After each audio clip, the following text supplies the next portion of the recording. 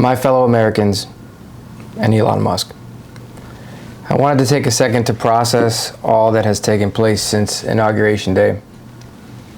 There is so much chaos, so much confusion, and all of it manufactured. I did not vote for Donald Trump. However, the day he took office, I wished him well. I love my country, and if the president truly wants to make America great, then I hope he does so. Unfortunately, looking around, we can see that things aren't great. They aren't getting better, but billionaires' pockets are getting thicker.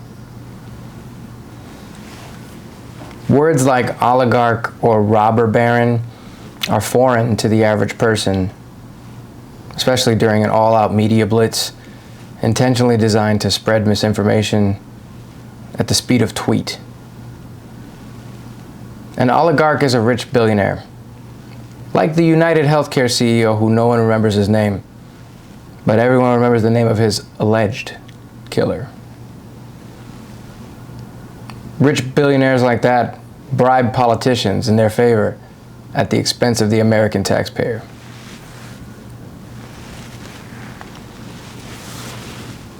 I want to take this moment to talk directly to Elon. Do better. I, like many, had faith in Doge because of what it stood for.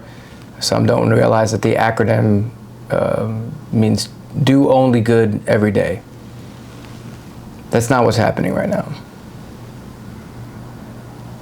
I don't need to attack you directly or make fun of how awkward or weird you are.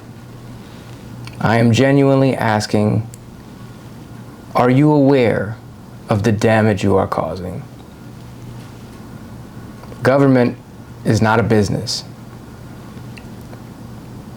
Our government, United States government, based on the U.S. Constitution, guarantees rights and exists to serve the people, not the other way around.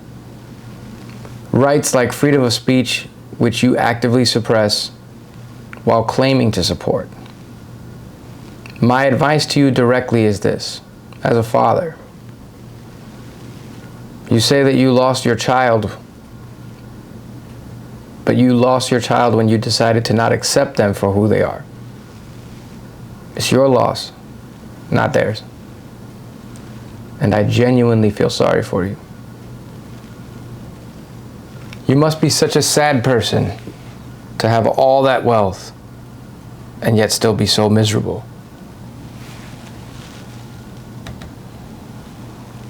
Which leads me to my next point. Mr. President, this message is for you.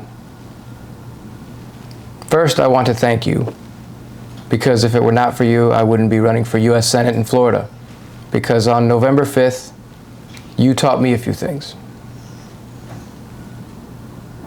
One of those was that anything is possible, and I mean anything. The other, or at least one other, is that out of 535 members of Congress, not one of them was capable of beating you. Which I think says more about the Democratic Party than it does about you. I want to say again that I refuse to attack your character, your physical appearance, your advanced age, and instead need only ask why you would risk tarnishing your legacy. The legacy of your presidency, of your family, and of your name. The way things are going, history will remember you with disdain, with contempt, and all the adoration and all the cheers from your rallies will turn to cries and screams in town halls all across America. Why haven't you released the Epstein files? What's the deal with the drones? Why are we sending special forces into Mexico to fight the cartels that are currently being run by former U.S. Special Forces? And why does everything cost so goddamn much? Truth be told, most Americans don't feel like you're doing anything other than lining your wallet.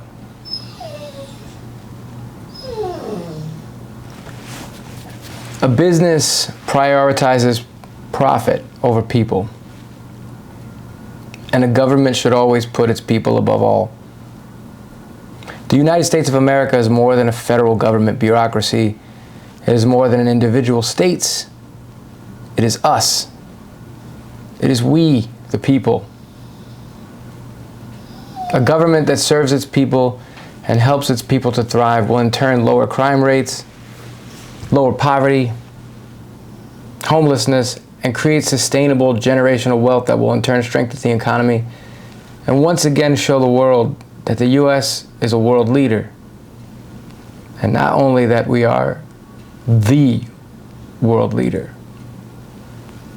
We will be more competitive on the global market than ever before. We will have the most ready and capable military force on this and every other planet.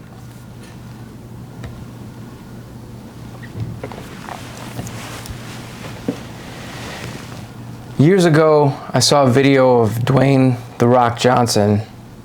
He had posted it online where he asked where that future great leader was, or something like that.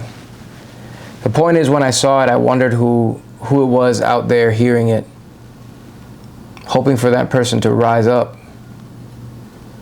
What I didn't realize then is that the message was for me, for us, for our generation to stand up. Working class progressives getting elected into every level of government. Stand with me.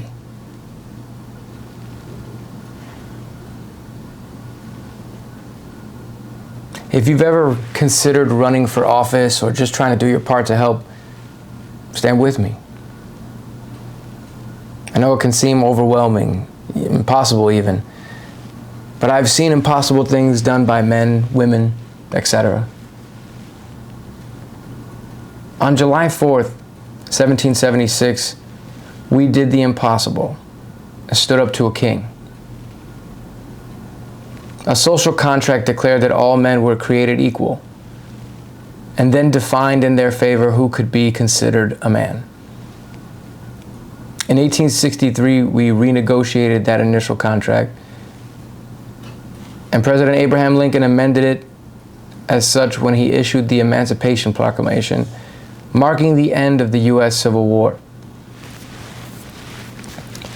The proclamation declared that all persons held as slaves within the rebellious states are and henceforward shall be free. However, it wasn't until June 19th, 1865, that the last slave was freed.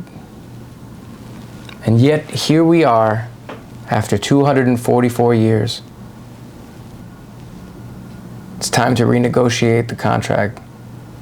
This time, with our terms and conditions. We cannot move forward by looking to the past. We need real leadership in this country,